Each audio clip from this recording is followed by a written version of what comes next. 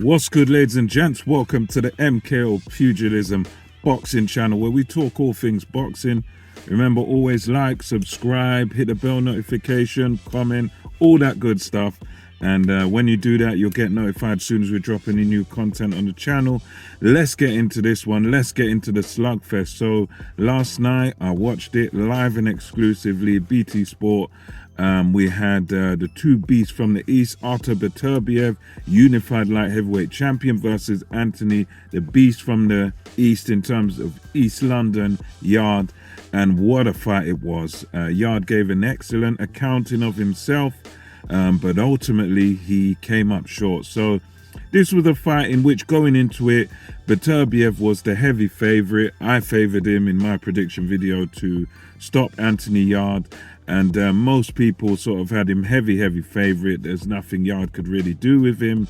Yarde, big underdog because he's the way his career has gone. But boy, oh boy, did he give a good account of himself. The fight started off.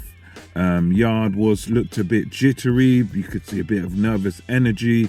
But he boxed and moved pretty well in the first round. He gave a very good account of himself. Made a good use of the jab.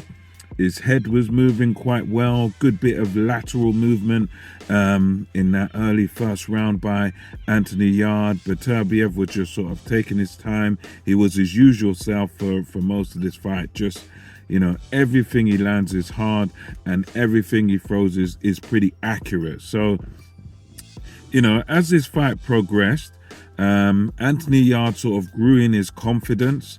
I want to say somewhere around, I think it was either the second or third round, Beterbiev was able to sort of hurt Yarde, and you can see visibly hurt a bit.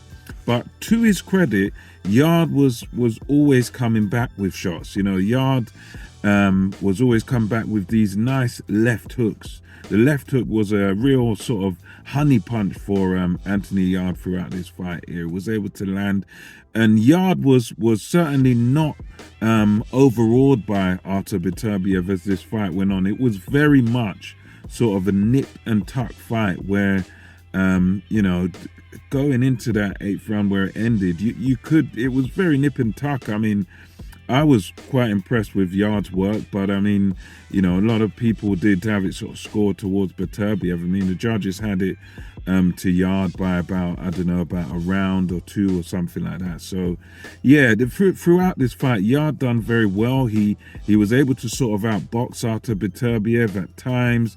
He was able to, in my view at least, from what I saw, he was able to hurt Artur Beterbiev, which was very impressive because I knew he had power, he could do it, but I tell you what, he really did show that power. And there was times in this fight where I was impressed with Yarde because, you know what, he made Artur Beterbiev think at certain times. So he made, you know, Beterbiev's a very clever boxer. He's known as a front foot brawler, but he's good on the back foot too. He's good at boxing, he's good at moving, he's very patient as well. And there were times in this fight while it lasted where Anthony Yarde, through his punching power, was able to sort of push Beterbiev back. He was able to sort of make Beterbiev think, and there was a lot to like about Anthony Yarde, but there was a few flaws there too, which ultimately cost him the fight.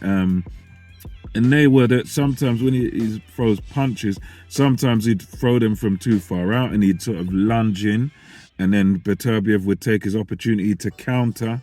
And Beterbiev, you could just see that bit more experience that he had throughout this fight, because Yarde would do well for throughout a lot of this fight and win sometimes a majority of the rounds.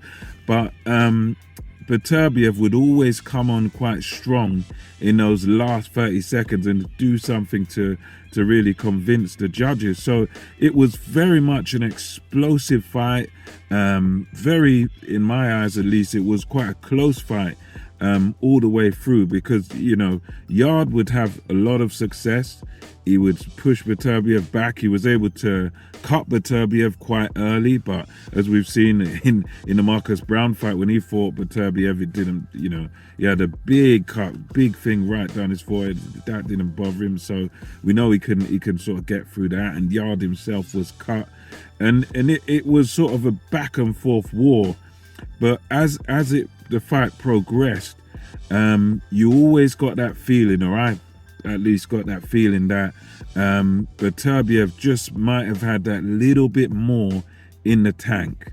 He had that little bit more. You could tell that he was just sort of preserving himself. So even though he did lose rounds here and there, and in my eyes, I think he was more than likely losing the fight. I mean, in the judge's eyes, he was losing the fight too. So yeah, and it was back and forth, very explosive.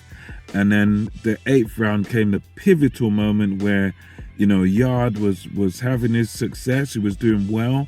But again, he just sort of reached in there a bit with his head, gets caught by Beterbiev with hard shots. And, to Yarde's credit, he did try to stay on his feet. Then he goes down, and, Beterbiev's ready to pounce on him again. But Yarde, very clever. He's really learned from his experience. He waited till the referee got to about 8. He gets up, and then you see referee looks outside the ring. Tunde Ajayi is on the apron, ready to sort of rescue Anthony Yarde, and that's how it ended. So Yarde, no disgrace too. He did himself no disgrace. He put up a very, very good fight, and he really did. Although Yarde lost, he really did push Artur Beterbiev. He made it a hard fight. He made it a grueling fight. He made Beterbiev have to really look for the knockout and really have to earn the victory. So considering Yarde's experience compared to Beterbiev's, and, all of this sort of stuff, the lack of amateur experience, very good performance by Anthony Yarde. And even in losing that fight, I think his stock's risen, and I'd like to see him have a rest, fight someone else maybe in the top 10. Some guys were talking about Joe Smith Jr., someone like that. But yeah, I'd love to see it. Maybe a Buatsi, somebody. He definitely deserves another a little rest, and now another good fight. And as far as Beterbiev is concerned, he's proven himself again here. Great fight, but again, he proved his dominance. He proved that he can go through things, he can get hurt, he can come back, and he can knock you out, as he always does. So great performance by both guys. I think for me, Yarde really rose to another level in this fight. And with Beterbiev, he just showed that he is who he is, that no matter what rough patch he goes through, he's always there, and he can always knock you out, whether early in the fight, late in the fight, whatever. He's ready and he can knock you out. So yeah, good performance by both guys. Excellent fight. And now, as a real boxing fan, what I want to see is Artur Beterbiev versus Dmitry Bivol, and I need to see that next. I don't think there's any other fight in the light heavyweight division that is sort of more important than that. We need to see that. We need to see it with the heavyweights, Usyk and Fury. We need to see that. But when it comes to the light heavyweights, we need to see Bivol and versus Beterbiev. Beterbiev, after through the questioning, he said, yeah, he wants Bivol, so let's have it. That's what I want to see next. But anyway, hats off to Anthony Yarde. Respect again to Beterbiev. Let me know what you thought about this fight in the comment section below. And until next time, it's MKO Pugilism over and out. Catch you next time.